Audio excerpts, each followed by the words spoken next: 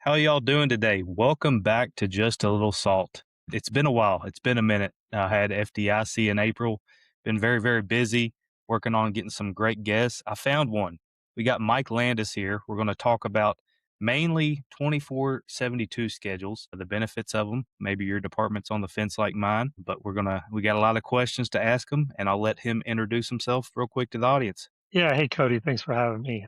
My name is Mike Landis. I work for Destin Fire Control District, small, beautiful piece of paradise in the Florida Panhandle, and I've been here for 17 years. Had the fortunate opportunity to come on here right before the recession here, especially in Florida. Came on in 2009 and have been able to work my way up, and now I'm sitting in an office. I think I told you yesterday, Cody, don't ever do it. It is a different challenge. I do miss the fire trucks though. That's for sure. I miss being a medic. I miss doing all the fun stuff. But um, it is what our department's at and where we need and all the good things we're doing. So I'm grateful to be here. Right. Well, I'm just going to dive right in. So, what made Destin Fire consider moving to a 24/72 hour schedule initially? So initially, one of the things that was really considered was, mental health, stability, retention and recruiting are obviously going to be on everybody's mind as well. We work in a pretty fortunate area. We border another great fire department that pays a lot, but we really were looking for an edge with our firefighters. We're looking for a way to, kind of give them something long term that we kind of felt was important. And I say we, it wasn't just on our side. Yeah, where our chief really pushed this and presented it to our union. Our union had a large part of it too. So it was kind of mutually worked on both ways. So, and it started years and years and years ago. So as this thing kind of starts rolling and decisions on the back end were getting made budgetarily, station remodel stuff and, manning and trucks and when you're purchasing and all that stuff, it's been planned for. And finally, we got to a point where, we could sit down and start talking about it. I was on the union side until 2020 when I got promoted to battalion. So I kind of got both ends of the spectrum. It was presented to our e-board 4, I believe. And as conversations started happening, yeah, as you can imagine, it went over great. I mean, there were some challenges in the beginning, Hmm. especially from just educating. What's the old adage? One of our captains always say, "Firefighters hate change and love the way things are, or hate the way things are." So there was a little bit of education that had to go on both sides, just kind of on our end, educating our firefighters, and on their end, educating each other on like, guys, you got to look at the big picture. You're not losing money, you're not losing this, you're not losing that. And then on our side, to go to our board, we're a special district in Florida, so we're our own government. We don't fall under the county, we don't fall under the city. We're our own government entity that answers to our board. Our board's elected officials as well. But to go to them and kind of pitch them this crazy idea of, hey, let's cut our firefighters' hours by almost 800 hours a year, and oh yeah, let's just jump their hourly pay to make sure they don't lose any money. It's kind of Hmm. crazy, especially in the grand scheme of things. With I don't know if you or your audience is following what's going on in Florida with property tax reform, but we're right in this middle of who knows what's going to happen. So our board was supportive. We came with a data driven approach. We came with a lot of research with what was out there in this idea, and our chief was very forthcoming and very open and honest about not only the benefits of what it could do, but like, I've talked about it before. What most people don't understand on the 24/72 is the culture change overnight. And your guys and girls have to be ready for it. It's different. You're not here as much, but it's just different. And we can get into that later, Cody, if Hmm. you like. But you got to have your guys ready for it just as well as your admin because it changes everything.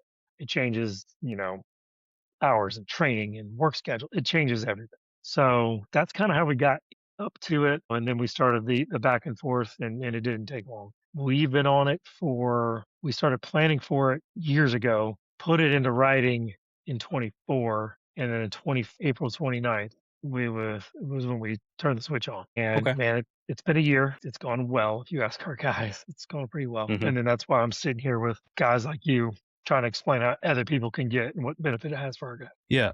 So, just clarify real quick. So, y'all were 24/48 before you moved to this schedule. We were. Okay. And you said it's gone well over with the guys and everything. Has there been any negative sides to it besides all the planning that goes into it and all that? Have you noticed any negatives? So negatives for the guys, for which side? Now we're going to talk on two sides of the table. We'll do both. Yeah, So yeah. so negative on the guy side, no. I can see where it could go negative. But again, like we've got a fantastic group of men and women that work for us. Whenever this kind of institutes, it creates positions which are great. It creates promotions and movement and all kinds of things. A lot of hiring, obviously, but it also changes day-to-day operations. It changes the way we train. It changes the way that we get our stuff done. It changes our day to day. So ISO doesn't care if you work 2,900 hours or if you work 1,000 hours a year. Your required training's your required training. Hmm. So we had to completely revamp our entire training schedule. And in turn, the union contract, they had to agree to some successions to kind of change that. Like Sundays are no longer down days.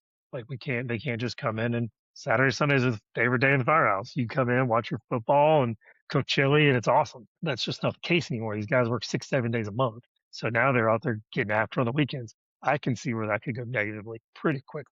That's one of the ones that I think our guys really embraced. It helps. We promoted in some younger captains that are really on top of it and really pushing. So that also helps a bunch. But that could have been a different way. But the public perception, if you don't pitch this right to your public with what you're actually trying to do, it could go negatively because now why your tax base is paying more money for this. We're pretty fortunate to have an awesome tax base. And the way that we're attacking this is a mental health and safety of our firefighters. And it shows. I mean, benefits can't even be measured yet because we're only a year in. I want to see benefits in 10 years, but to have our firefighters more well rested, ready to go to work, itching to come back. I mean, firehouse, man, these guys miss each other.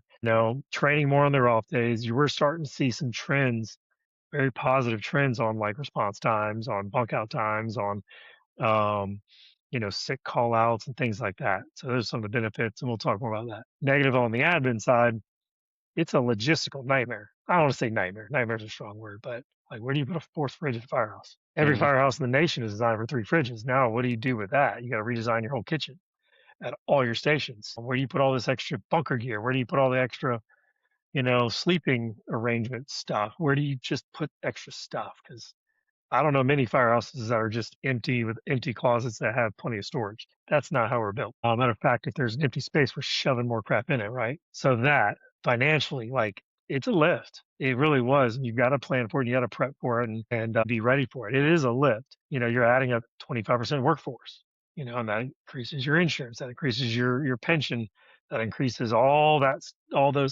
stuff that you just got to account for. But then on the back end, you start seeing the benefits and the results. So, Hmm.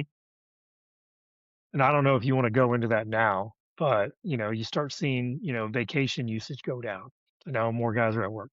You start seeing sick usage go down. Hmm. You start seeing, we're hoping, and it's still early, some places have seen workers' comp claims go down because guys are physically ready to go to work. They're mentally, in a better space. And we're hoping to see that as well as like, hopefully mistakes are going down and injuries and Yeah, all the stuff's just yeah. kind of going down. So there is a give and take. Real quick, you talked about having to find an extra fridge. I just want to say, B shift, since they steal everybody else's food, I don't think they need a fridge, so you can just get rid of It's all, theirs. man, it don't matter where you're at. It's always B shift, right? Yeah, yeah. Uh, real quick, so I understand you wrote your master's thesis on 24/7 Yes. in general. Is that what you did? Okay. Yeah. It was a firefighter mental health and safety on the 24/7 schedule. Okay. So just talk me just a general synopsis of that, and then we'll Mhm. get into like the mental health and science side of things. Okay. Yeah. So I was pretty very fortunate to later in life go through a master's program at Florida State University. One of the most challenging things I've done because, that was tough. So, but when I got towards the end, I was looking at all this stuff, like, what do you want to do? And, they try to help, they guide you, and you should always want to do something that kind of means something and is impactful. So when I started conceptualizing this idea, I talked to a lot of people like you and some other people that are really kind of very forward on this kind of push, the 42-hour Hmm. work week, mental health. Very fortunate to have some good guidance from a professor at Florida State named Dr. Kyle Smith that's already doing a study on the positive effects of firefighter health and rest. He's actually with City of Gainesville and us and a couple others, I believe, got Whoop bands for all our guys to wear. Gave them all Whoop bands, wear them 6 months before the transition to 6 months after, and he tracks heart variability rates, he tracks sleeping patterns, and he's tracking all this data on those guys, as well as we were doing saliva swabs and sending them off to him, to where he would track cortisol levels. So he's doing like the in depth, and he's a doctor, very very smart. He's doing a major in depth research project on it. So that kind of gave me the idea about what about the other side, and that's where I kind of went. So I really looked at, sleep patterns, and there's research out there, but it's all kind of military based and it's not firefighter based. We're firefighters. We're supposed to be strong, tough, and just get it done, right? Hmm. So, but I started looking at a lot of studies that were looking into sleep patterns on 24/48 versus 48/96 versus some kind of Panama schedule, 2-3-3-2 or 12-hour intervals, and they were kind of doing um, kind of tracking the sleep patterns and, some of the sleep, deprived professions and just kind of seeing how it all played out. So I kind of dove into that research. I reached out to 9 departments in the state of Florida because I made mine about Florida. I'm in Florida. Reached out to 9 departments and requested data. 9 24/72 departments. There was only 9 at the time when I started, including my own, and only 5 of the 9 can report data because A, they haven't been on the schedule long enough to even have the data, or Hmm. B, like Boca's been on the schedule since the 70s. Are like, we don't have anything. Like, we've been doing it so long, it's just a standard for us. You're not going to get Yeah, anything yeah. useful for us. And they were completely correct. And then there was a couple that didn't provide any data because they just, busy life. Whenever Hmm. you reach out, they're just busy. And then, but 5 departments were able to give me good data on it. And so I kind of compared, did this whole project. I did a whole first section of just comparing sleep patterns and, comparing like busy departments on calls that would run 1 or 2 calls, at night, getting up 1 or 2 times and having to work that 48 compared to calls that are rural that barely ran any calls working 48s, and kind of did all Hmm. that. And then I compared the data from the 5 departments, and it was pretty interesting. In a nutshell, most of the data showed the workers' comp was all over the place because I think we all document our workman comp cases a little differently. So it is kind Hmm. of all over the place. So I didn't really get anything, and it's just that's more of a long term effect that we're hoping to see. Um, Leave usage was interesting because not only whenever this goes into effect, most departments, reduce leave to kind of match the hours that are worked, and that's just kind of one of the give and takes. Usage just goes down because what you're not going to do is go to a 15, 20-year guy and say, "Hey, I know you got all this leave on the books. I'm going to take that." Those guys still got all the leave. They just have less time to use it. They're going to use the leave. So what we ended up seeing is sick usage going down and leave usage going down from all departments globally. Some at a higher rate than others, but globally because they just weren't using as much. And the sick kind of correlated with injuries as well, because most departments I talked to, including my own, use sick time to document kind of as their pay codes to kind of document their workers' comps injuries Hmm. when they're off, kind of hold Yeah. that spot, a placeholder of sick leave. Kind of correlated all that and came with my conclusions that it's the best schedule out there, but with caution Hmm. because it's the best schedule for us. And I know why we did it and what we were looking for. We're very busy. I mean, we're a tourist town. Our guys get to rock in it. And, we are surrounded by water. They're on boats and jet skis and tech rescue calls. We have 197 condos. We have an airport across the street, and we're surrounded by water. There's always something going on. But rural departments, as long as they're getting that sleep, and especially the ones that are long drives, there could be other answers. But I do believe that the 42-hour work week is the answer, regardless of where you're at. However you frame that, that's just kind of the industry standard on really mental health. So the thing I've noticed, the biggest recruitment tool right now is that 24/7 2-hour schedule, at least around my area. I mean, don't get me wrong, better pay is always great, but it seems like those departments that are being proactive with this schedule are having no problems with their hiring processes. Bringing it up to recruitment and retention, I'm going to specifically start with retention. I've seen a lot of guys that's left their careers altogether because of burnout. Mhm. Does a 24/72-hour schedule measurably reduce burnout, in your opinion? In my opinion, yes. Mhm. Because when you look at the sleep variabilities, you need a full 48 hours to recover after a 24-hour shift. You just do. The research that I've read, and I've got a unique perspective because of my research that I had to do. You need full 48 hours to recover. If you're going right back in it after that recovery time, then you're never getting that true long term rest and recovery. Day one after a busy 24, it doesn't matter who you are, you're shot. It just is what it is. And we're not talking about overtime, time to time, or special details, but consistent. It's when you're at a department that runs one or more calls a night is dangerous on night two. It just is. One call puts you in a moderate form of sleep deprivation. Two or more, depending on the department, puts you in a heavy form of sleep deprivation. So, when we're out there making these decisions, we're out there making medical decisions in a ditch, on the side of the road at 4 in the morning on your second night, it's just dangerous. So, and a lot of guys feel that. So when you talk about recruitment and retaining your firefighters, I think any department, pays obviously going to be, you got to make a healthy wage, but any department that really tries to take care of their people mentally, physically, anything is going to help. And I think this is just the top of that chart of just trying to help because you're giving them rest and recover time. And you're giving them plenty of time with their families. You kind of you kind of see it when the guys come in. You see that they're rested. You see they're working out more on days off because they're not just shot on one day, get a day, and then come back. They're working out. They're training more on their own. We do a lot of swimming around here because we're on the water. Guys are swim training. Guys are hanging out with their kids and their wives. They're seeing their kids more, picking them up from school more, dropping them off more. It's just when you can kind of get your brain, we're all firemen because we love being firemen. Nobody got in this business to get rich. But when you can kind of get your brain wrapped around that, my family is important and they believe my family is important with me, I think it just helps. So I believe it's the best option, especially for us. And there's a lot of other little things you can do to make sure guys are sleeping at home more, waking up different. But even our union thinks it's a good option. Years ago, they put in their contract that they're not going to work at other places the night before they come in here because that rest was that important to us. And this was well before the 24/7 too. So they're Mhm. not working the ambulance the night before, part time and coming in. They're not doing other fire departments. They're taking their rest and they're taking their recovery serious. This is what makes us as a department all collectively just want to take it serious. So Yeah. yeah, and then you talk about recruiting and retaining. We just added 4 more spots. We're a 3 station department. We had 140 applicants in Destin. We for 4 spots. We had to cut it down to test the best 70. And Cody, man, that was the best. I mean, we could have picked 12.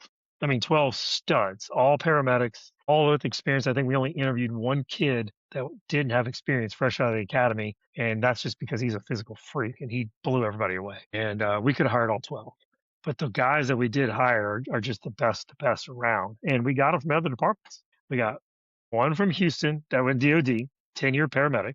We got one 16-year paramedic that was a local officer. We got a Mississippi Task Force one guy, that wanted to move to Florida with his family. And we got a 6-year firefighter paramedic out of a neighboring county. Mhm. Those are the 4 we hired. Like I said, we could hire 12.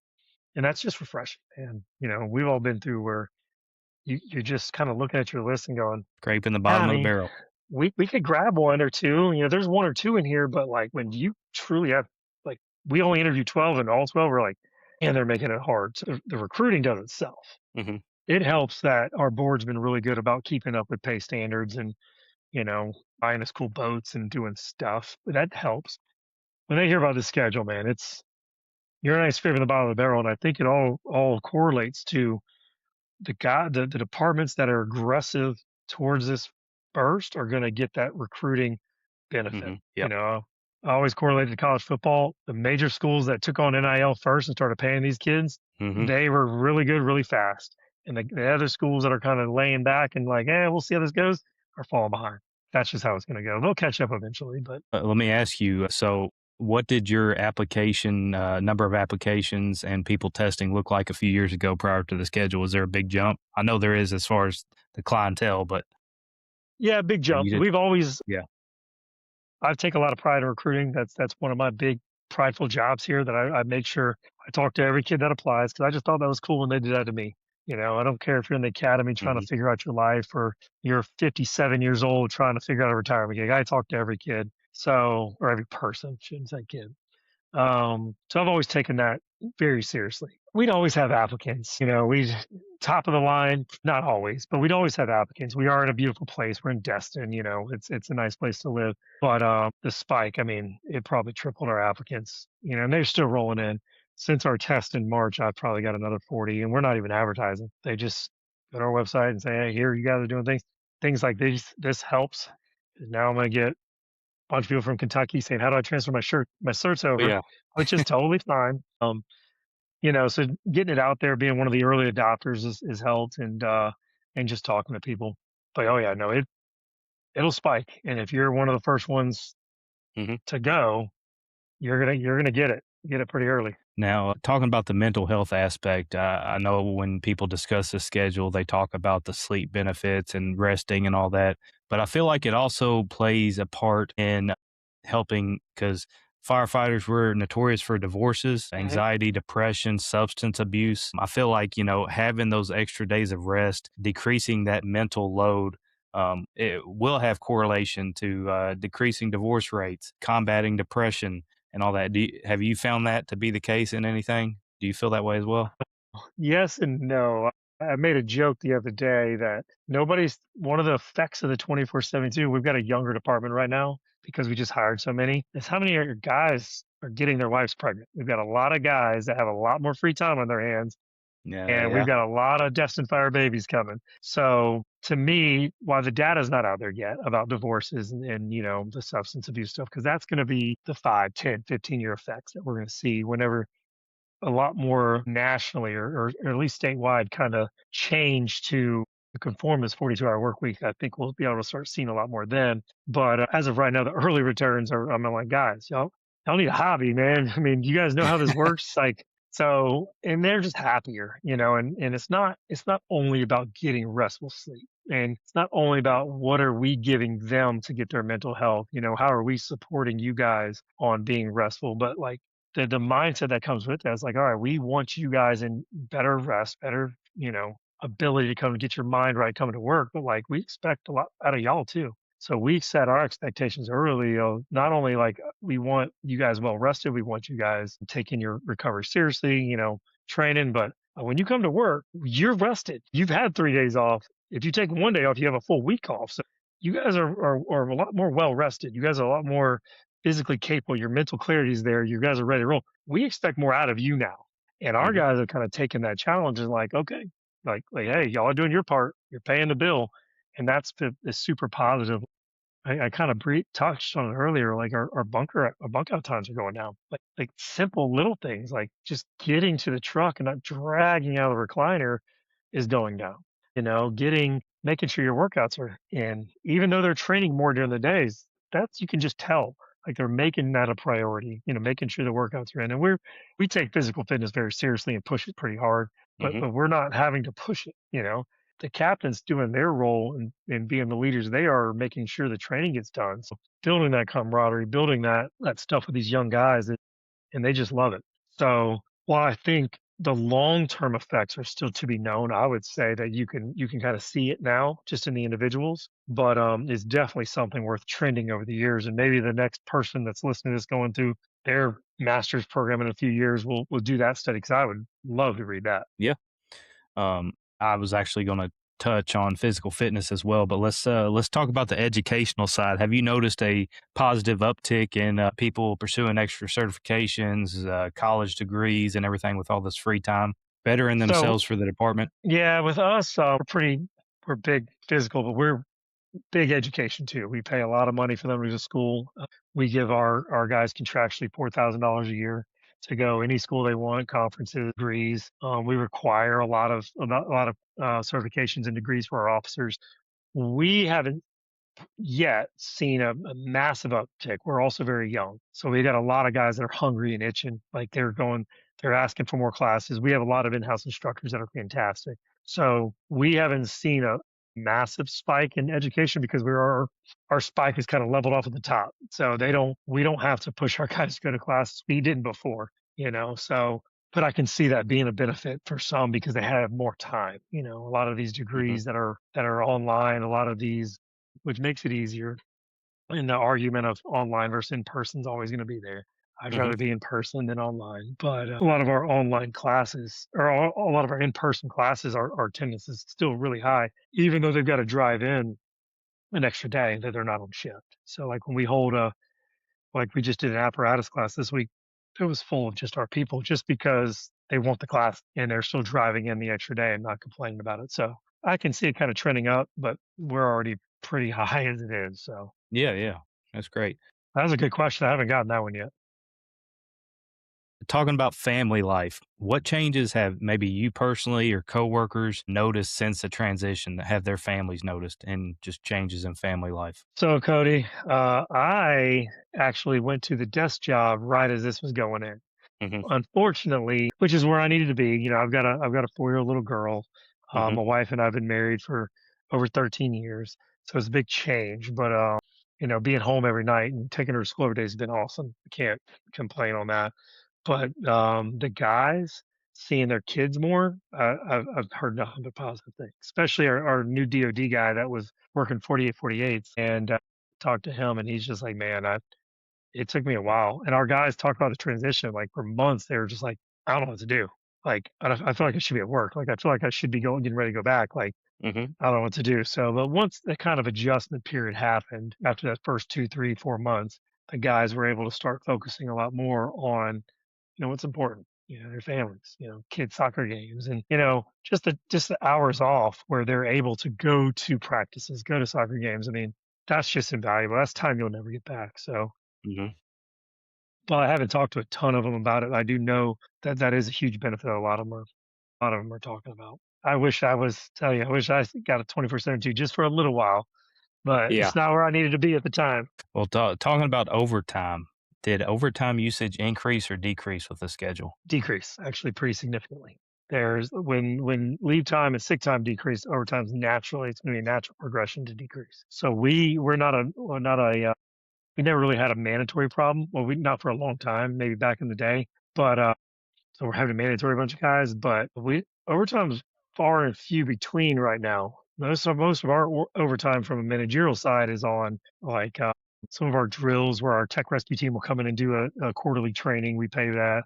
That's really all that's coming in right now. We just don't Mhm, have a lot of overtime at all right now. Matter of fact, I looked at our last overtime report. I'm like, man, it's pretty good. So some of these major departments that are hemorrhaging overtime, I think, paying it up front to a schedule, kind of with some of those limitations, can be a massive benefit because especially these mandatory departments, there's a lot of departments that are mandatory people on the 48/96 theory is a great schedule.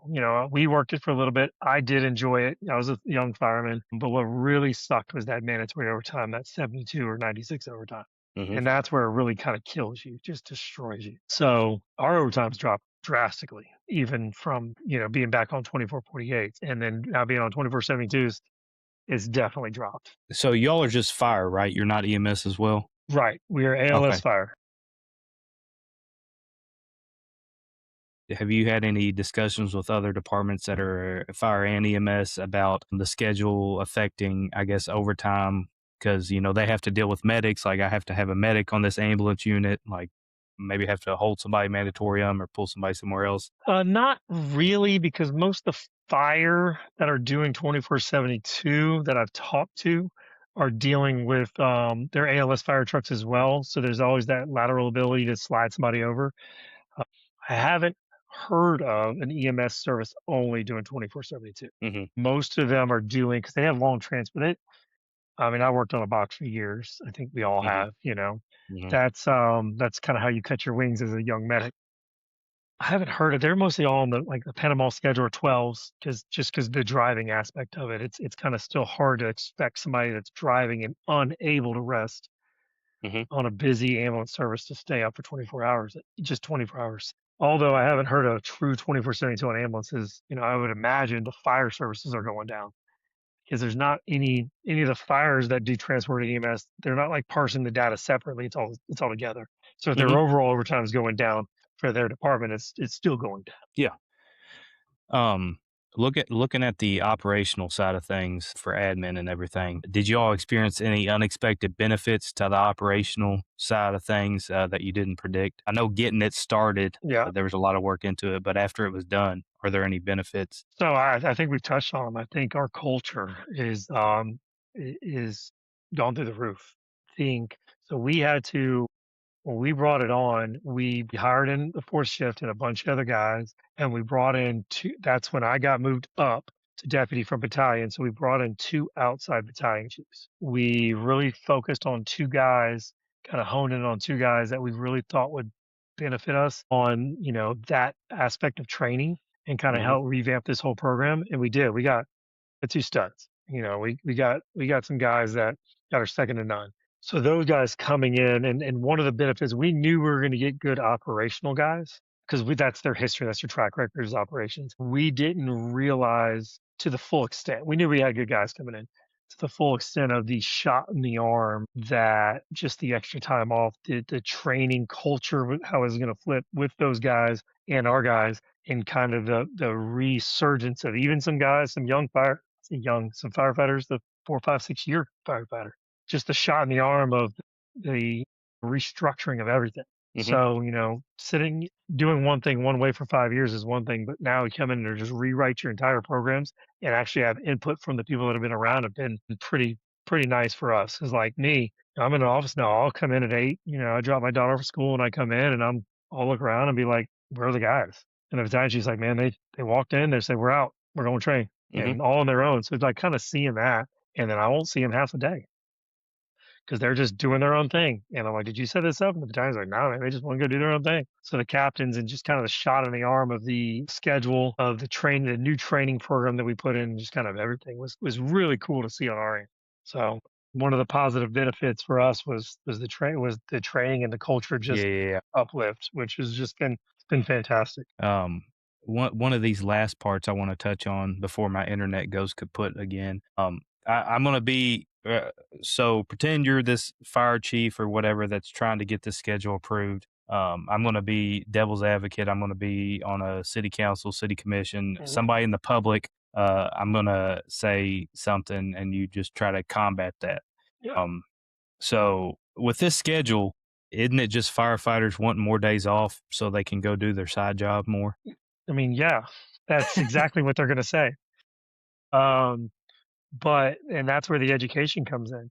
That's where says if you're the city council and fire chief, I'm gonna say, well, yeah, but there's going to be guardrails in place for that. We're Mhm. going to make sure, in mutual agreements with our guys that there's going to be guardrails because what we expect is a what better trained, better rested, better prepared firefighter. Mhm. And we can put guardrails in place for that. Also, you're not going to stop firefighters from doing firefighting things. You're not going to stop them from doing their side jobs, and everybody's situation is totally different. But maybe this is what they need to actually take the day off. To Mhm. actually, instead, I have to work these 2 days to make my budget, to make my mortgage, to make sure my kid goes to the right school, Mhm. but I can take that third day off. And then you put guardrails in. You go and educate the city council on the mental health, the sleep aspect. Firefighters working second jobs isn't the devil, isn't the bad thing. It's them not resting between those jobs. So I would rather a firefighter work a 24/72 and work his extra 3 days and still sleep at night in his bed, full interrupted rest, than work a 48/96 and not work on his 4 days off because the Mhm. 48's the problem. You can't recover fast enough from a 24-hour shift just getting your teeth kicked in. You just can't. Yeah. And 24/72, and I tell that council member, 24/72 is just safer for our residents. And we're removing the liability of consistent 48s and we're removing that off of us. Was there any other, like, negative, comments or anything that was made by members of the public or city council or anything you've heard just for fire chiefs to be aware of and be able to Mm. combat? They're going to ask about cost, and you're going to have an answer for that. Like, how are we going to pay for it? How Mhm. are we going to pay for 25% more firefighters? How are we going to pay for it? If we could have 25% more firefighters, why don't we just open up more stations? You know what I mean? Yep. So that's going to be the biggest rub, and that always is. You've got to get ahead of that and kind of got to educate ahead of time on Mhm. why the 42-hour work week is important, why taking care of the people that you have is important, and then have a plan on how you're going to pay for it. Yeah, yeah. Tell them that statistics are showing that overtime's going down, that sick leave's going down, that vacation leave's going down, and not only that, firefighters are very very creative when it comes to ways off. Like we were giving Kelly days that weren't true Kelly days. They were just pick your days in a quarter. We were giving personal days. We are giving all this extra hours off. Well, a lot of that gets stripped back. So now you can show your council dollars. Hey, they are working 800 hours less, which is, 30% less a year. We're going to take 30% of their leave. They're going to agree to 30% of their leave coming back. That equates to dollars. There is still going to be a lift. It's not going to equal out. It's going to really push we're just doing what's best for our guys. We're Hmm. going to be about that. A fire chief's not going to have a problem being passionate pitching for his guys. Any fire chief like ours, our fire chief is super visionary in this super early. He's been planning for this for years and years and years. So when he brought it to our board, he's already had all this worked out. But it's the passion that you're taking care of your people, and if you really talk about your people and take pride and take care of your people, your chief's not gonna have a problem with the passion part. It's just gonna have to show this is the dollars now that we're gonna save. These are the dollars we're gonna expect to save, and kind of reevaluate it. You know, I think if you could just get a board or a city council or to agree to just listen is a start. Because I mean, the longer you wait, the more data's coming out, and these couple years down the road, nobody wants to wait a couple years, but it's a long process. But the conversation started. Like how does your EAP program look? Is that something that is driving your department cost up? With this schedule, with this focus on the mental health and the clarity and the family work balance and just giving them the checkout time, is that cost going to come down? There's just so many different variables that can be considered that we just don't know yet because it's so new to a lot of people, including us. Yeah. You talked about this being a little over a year process. Looking Mhm. back, was there anything you would have done different during the implementation to maybe alleviate some hiccups along the way? I don't know if there's anything we do differently. I think we could have implemented things a little earlier, as in new training programs earlier, kind of sped up some of our processes. So while our fire chief was instrumental in getting the board and paid for and budgetary and all that, my focus was always on the operations of it. Building the pre-plan of how we're going to get all these guys hired, in trained and in the door ready to roll, how we're going to get the people promoted into the new positions, then into the new positions, and then all the way down. And we're still in that. We're a year out. We're still finalizing those promotionary processes. And then how are we going to get these people in? Because inherently, you're promoting people kind of quickly in this system. You got a whole nother ship. So Hmm. we've got some young captains, some young engineers. How are we going to do them a service and get them ready? So if I could redo it, I don't know if I'd change anything. I think we've done a really good job. I would have maybe started pushing some of those processes earlier. And in my mind, I had this perfect plan laid out over like 4 years on how we're going to do this, and this is going to be this plan, and this is how we're going to train this group, and this is how this. And what looking back, it would have kind of been nice to kind of start that maybe a little earlier. So the foresight plan, because when we inked this schedule in October 24 with an implementation date of May 1st, that was kind of quick. And we had some retirements in there, so there's a whole sliding scale of just what you got to do with everything. If we could have kind of maybe implemented October 1 and started those processes earlier or something, we wanted to get it in place, get it going, but which is great for anybody. But I maybe would have started those processes a little earlier. Gotcha. Um, One last question. We've touched on maybe if you were part of the admin staff watching right now or a fire chief and you're looking for ways to start and implement this process. If there's any firefighters, younger ones that wants to push for change in their department and get their admin, their fire chiefs to maybe push for this and be behind them, what advice do you have for them to start this process and push for change? And that's a great question. I think the number one advice I could give any firefighter is just conversations. You have to build a relationship with your admin team, whether that's battalions or up. Building that good relationship to be able to sit down and have honest and open communication, not we want, we want, we want. Like you need to, but where it came to us, our fire chief and our union leadership sat down and had a conversation. This is what we think we can get paid for. This is what we want to do. Well, this is what we want to do. But you got to build those relationships early. This is such a heavy lift on both ends. And if people think it's just admin pitching to their board and snap, you turn 24/7, that's just not how it works. It's not how anything works. It's a very heavy lift on the firefighters as well, on the pitch, on the education, on the training, on restructuring your entire mindset and restructuring your entire department. you're gonna have naysayers even in your own ranks. We had firefighters going, "We don't want 24/7 food. That's stupid. We're gonna lose money. We're gonna lose mandatory overtime. There's no way 3 days off are better than 4 days off. We want 48.96." And you're gonna have all that, but if you're not on the same page with that as it's being pitched, you know, I've seen some departments that it just strictly union driven and admin's like, "We can't pay for it." You're kind of out of it. And then I've seen it vice versa where guys are like, "This is gonna be great. We don't do anything. We get more time off." You're gonna be out of it quickly because you're not meeting the standards. It's gotta come from both sides. Mhm. So I think any firefighter, any leadership, that could be a rookie firefighter, it could be a captain, it could be an officer, have to start those leaders have to start those conversations and actually be honest with each other about how this is gonna happen. And I think if it starts there, that's when the data can be start to be pulled. You know, some guys are gonna be better at numbers than others. Some guys are gonna be better at research than others. Some guys are gonna be better at avenues to get your voice out than others, like you know, have those conversations, talk to people, make those relationships, and that's where it starts. If you don't do that, then you can just push it. And it sounds like you guys specifically with your chief and with what you're doing are in the right direction. Great. Mike, it's been a pleasure. I've learned a lot. I hope the viewers have too. To hopefully, if they're looking to push for this schedule, they'll be on the right track now. Thank you everybody for watching. I'll make sure to try to get episodes out on a more permanent basis now. I know I've been slacking recently, but if you have anybody in mind that you want to see on the podcast, please reach out to me at thesaltyparamedic@gmail.com, and I'll see y'all on the next one. Thanks, Gabby. Appreciate it. Thank you.